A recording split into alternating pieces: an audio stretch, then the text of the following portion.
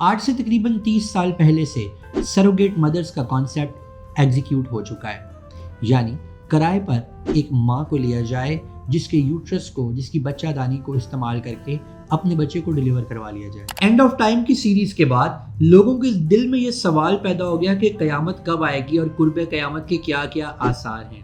پچھلے دنوں انجینئر محمد علی مرزا صاحب کی ایک ویڈیو میری نظر سے گزری جو وہ نادر علی کی پوڈ کاسٹ میں دے رہے ہیں۔ وہاں انہوں نے قرب قیامت کی ایک نشانی بتائی جو کہ ایز اے بایولوجسٹ مجھے اسٹرائک کر گئی۔ پہلے سنتے ہیں کہ انہوں نے کیا کہا اور اس کے بعد اپنی بات کرتے ہیں۔ ہمارے نزدیک جو بڑی بڑی نشانیاں پوری ہوئی ہیں وہ یہ ہیں۔ اس کے بعد پھر بخاری مسلم میں ہے کہ عرب کی سرزمین کے اندر جو بلڈنگز کا بننا، پتلی پتلی لمبی لمبی عمارتیں، یہ ہے۔ اچھا۔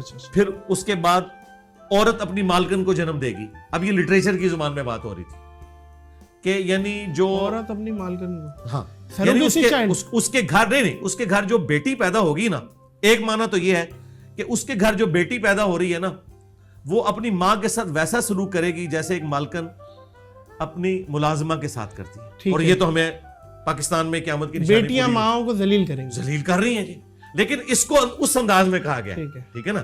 لٹریچر کی زبان میں اسی طریقے سے بات ہوتی ہے۔ انجینئر صاحب نے یہ کہا کہ ایک نشانی یہ ہے کہ نوکرانی اپنی مالکن کو جنم دے گی۔ ہم بایولوجسٹ یہ بات جانتے ہیں کہ ہمارے پاس انفرٹیلٹی کے علاج میں ایک طریقہ ہے جس میں ہم سروگیسی کو یوز کرتے ہیں۔ سروگیسی میں ایک میل کا سپرم لیا جاتا ہے، فیمیل کا ایگ لیا جاتا ہے، اور اگر وہ فیمیل اس قابل نہیں کہ وہ ایمبریو کو آفٹر فرٹیلائزیشن جو ننھا سا بچہ بن جاتا ہے وہ اس ایمبریو کو اپنے یوٹرس میں امپلانٹ کروا سکے، یعنی اپنے رحم مادر میں اس کو رکھ سکے، تو ہمارے پاس ایک اور اپرچونٹی موجود ہے جس میں ہم اس ایمبریو کو کسی اور عورت کے یوٹرس میں رکھ سکتے ہیں۔ وہ عورت ماں کی طرح ہی اس ایمبریو کو اپنے یوٹرس میں پالتی ہے، ساری کی ساری فوڈ اور نیوٹریشن وہ بچہ اپنی سروگیٹ مدر سے لیتا ہے، یعنی اپنی کرائے کی ماں سے لیتا ہے، اور وہ اس کو بالکل نارمل بچے کی طرح جنم دے سکتی ہے۔ وہ بچہ پیدا تو وہ عورت کرتی ہے لیکن بایولوجیکلی وہ بچہ کسی اور عورت اور مرد کا ہوتا ہے، وہ اوریجنل پیرنٹس جن کا سپرم اور ایگ استعمال کیا گیا۔ ٹیسٹ ٹیوب بیبیز کو اکثر سروگیسی سے ڈیلیور کروایا جاتا ہے۔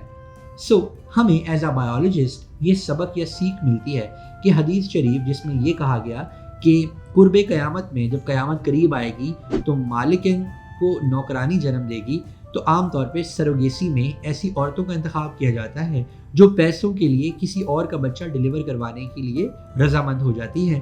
سو ان کو کرائے پر رکھا جاتا ہے، ان کو پیسے دیے جاتے ہیں، ان کو پیئنگ گیسٹ رکھا جاتا ہے، اور اس کے بعد جب بیبی ڈیلیور ہو جائے تو وہ اس سے دستبردار ہو جاتی ہے۔ یہاں میں بتاتا چلوں کہ دنیا کی پہلی سروگیسی برتھ 1980 میں ہوئی جہاں لوئس نامی ایک بچے کا جنم دیا گیا۔ ایک اور بات یاد رہے، ہمیشہ ضروری نہیں کہ انفرٹائل جوڑے ہی سروگیسی کروائیں۔ کچھ سیلیبریٹیز، کچھ بہت بڑے ایتھلیٹس جن کا بچہ پیدا ہونے سے کیریئر افیکٹ ہونے کا چانس ہوتا ہے، وہ لوگ بھی اس ماڈرن سروگیسی کو یوز کرتے ہیں۔ They contribute their egg, they get their sperms from the preferred mates, اور وہ سروگیٹ مدر سے اپنا بیبی ڈیلیور کروا لیتے ہیں۔